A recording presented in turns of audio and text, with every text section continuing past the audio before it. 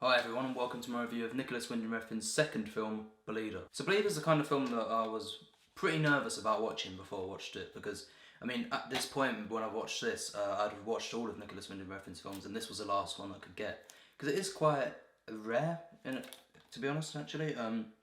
It's quite expensive, like just for one DVD, and the right one didn't even come, it came in a double pack. That just shows how rare it is to get the actual solo DVD of Bleeder.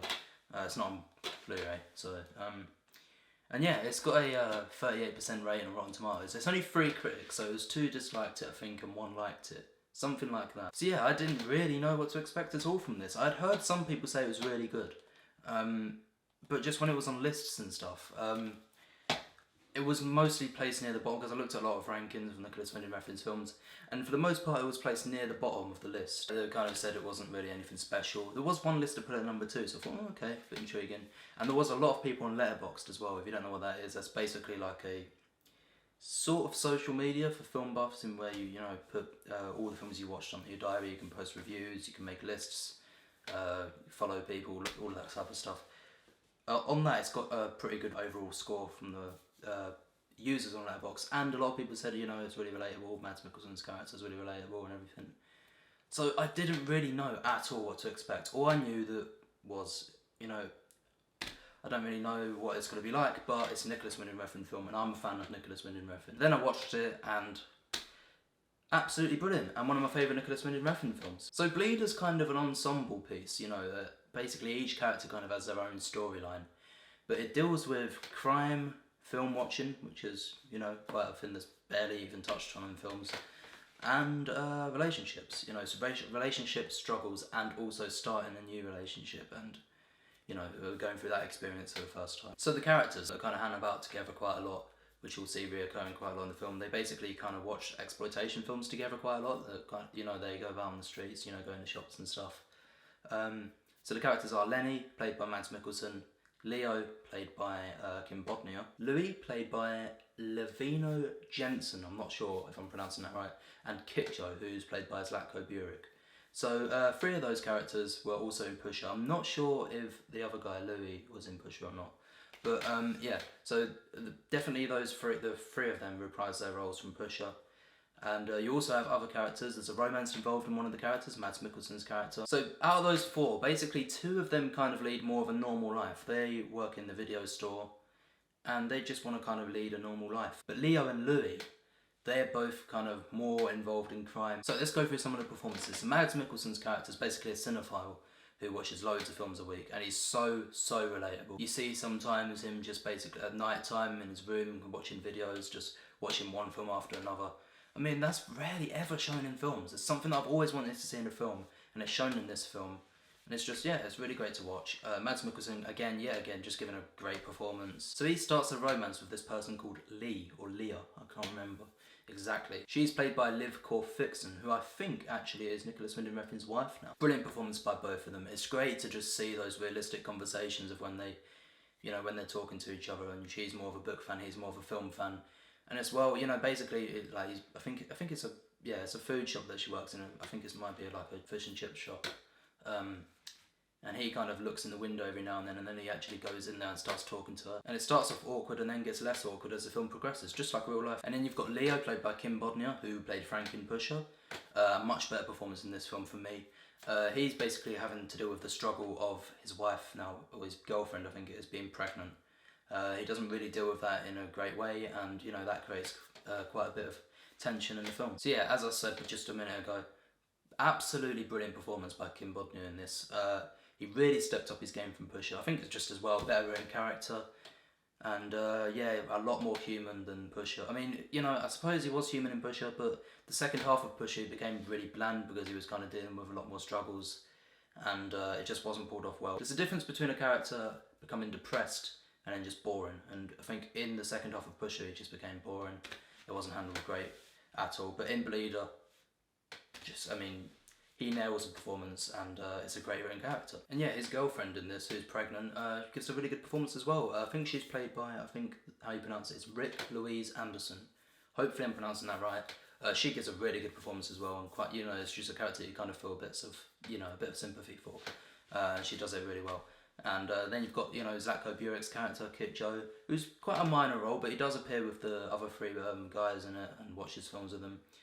Yeah, he's great in this as well. I mean, it is, you know, there's brief scenes of him in it, but he's just quite a cool guy. He works in the video store with Lenny, Mads Mikkelsen's character. So yeah, as far as acting goes, great performances from all the cast. As far as direction goes, I think he really, really stepped up his game from Pusher. Now, I did say that Pusher had good direction, good editing, and, you know, quite a lot of great handheld camera work. It was a bit too...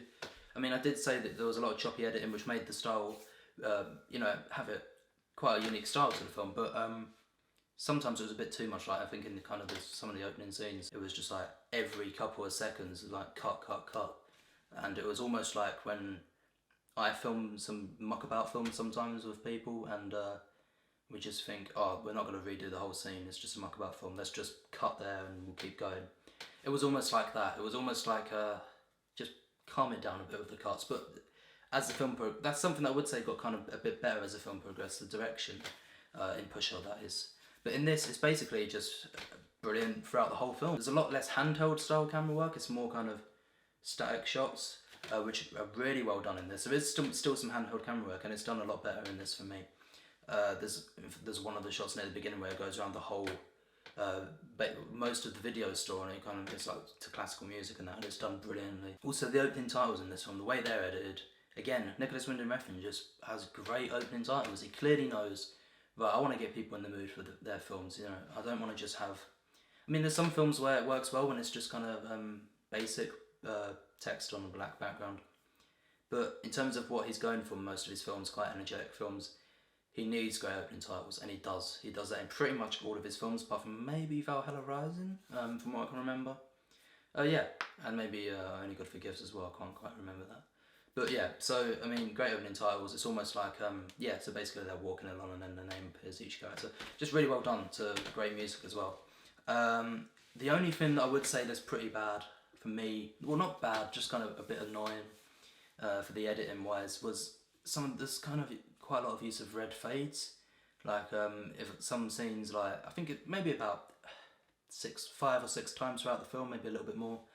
When a scene ends, sometimes we'll have this red kind of cheap fade, and it's just like I could do that in like Movie Maker, and yeah, it just got a bit annoying that sometimes. I mean, there's a lot of that in Fear X as well, actually, and Valhalla Rising. It just doesn't look professional at all.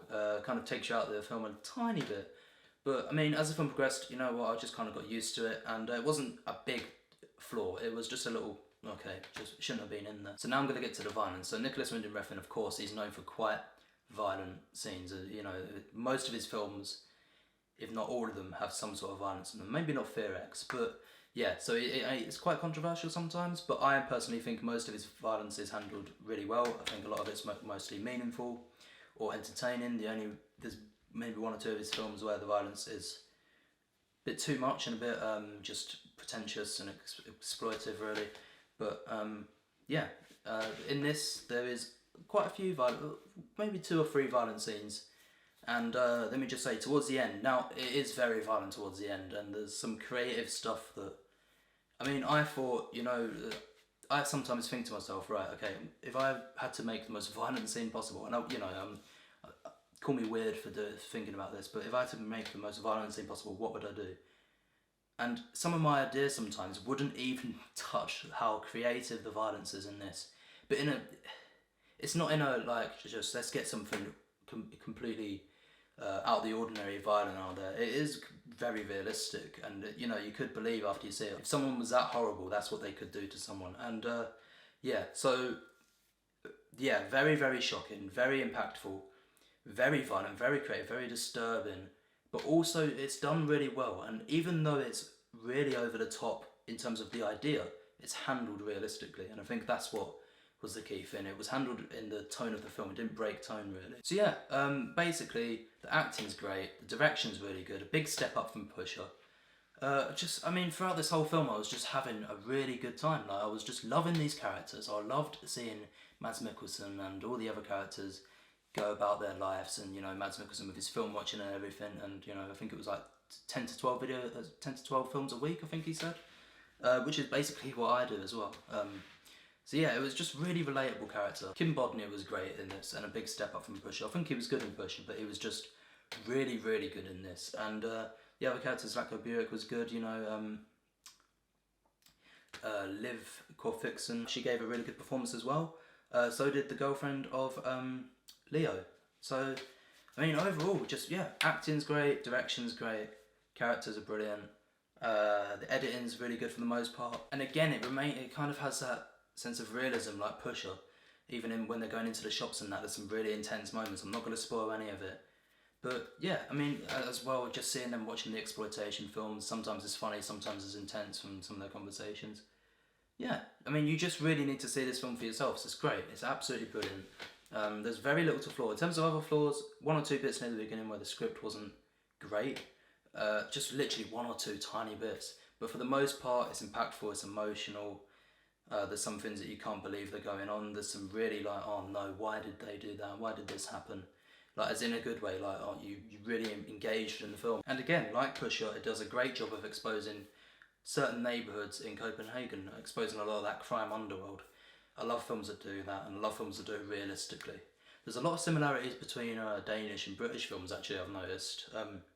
You know, there's some similarities to films like Snatch, maybe, or, you know, well, Bronson, the one that he actually directed. You know, some similarities there in the realism that it shows, and the way it deals with exposing the crime underworld as well, and sometimes it's violent. It's the same running time as Pusher as well, 94 minutes, and I think for what this film is, it just, the pacing's perfect, the time whizzes by. And just quickly before I wrap up again, I cannot emphasise enough how great that romance is between Mads Mikkelsen and Liv Corfixon's characters. Just really great. It's one of those romances that kind of builds and builds over time. And yeah, and awkward in places, but in a really good way, like similar to like, you know, About a Boy, where the romances are, you know, quite awkward at times, but then they build and build. And yeah, the way relationship struggles are shown in the film as well, really well done. Yeah, so I mean, I can't really feel much at all about this film other than the tiny things I mentioned in the red fades and the one or two tiny bits in the script near the beginning. Everything else is brilliant. It's just a film that more people need to see. There's a lot of people that say that they've watched a lot of Nicolas Winding Refns films to fully judge him, but then they've only just watched kind of Drive, Only God Figures and Neon Demon. They've never really, a lot of people haven't really watched some of his earlier works like Pusher 2, Bleeder. I mean, some of his best work. Overall, I'm going to give Bleeder a 9.7 out of 10. I think it's a near perfect film, not quite a masterpiece, but very, very close, and Nicolas Winding Refn should be proud of this film. And hopefully it gets a lot more recognition over the next coming years, because, I mean, so many of these great films aren't even on Blu-ray. Like, the Pusher trilogy isn't on Blu-ray in the UK, or the US, I don't think. And, I mean, that's such an, it feels like an iconic trilogy, that, but not a lot of people have seen it in the UK and the US, and, you know, I just really hope that they get released on Blu-ray at some point soon. Bleeder's an excellent film, and, well, wait to see where I'll put it in terms of how I rank his films, but it's definitely not near the bottom. It is one of his best films by far. So yeah, thanks for watching. I'll probably have my Bond ranking up soon, as well as my Skate review. So yeah, look forward to them videos, and thanks for watching my review of Bleeder.